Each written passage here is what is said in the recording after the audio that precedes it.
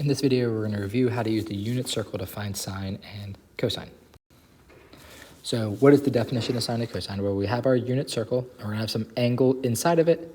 That angle is going to hit the unit circle at some point. Whatever the x value of that point is, we call the cosine. Whatever the y value of this point is, we call the sine. All right, so if I want to find sine of 2 pi over 3, I need my unit circle. Right? Visualize, you don't always have to write it, but I'm visualizing the unit circle. The angle I have is 2 pi over 3. That's going this direction. You can see it hits the unit circle at this point.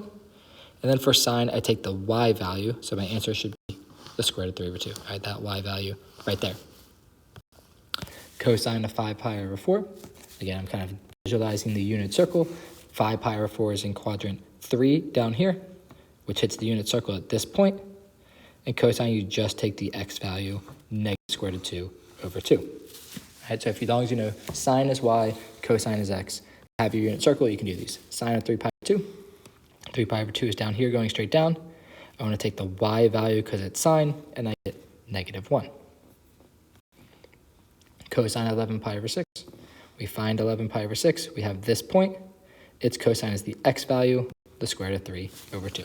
So if you can generate the unit circle, then you can do these sine and cosine values really quickly, as long as you know cosine is x, sine is y. All right, so make sure to practice the other parts of this skill as well before you attempt that practice exam.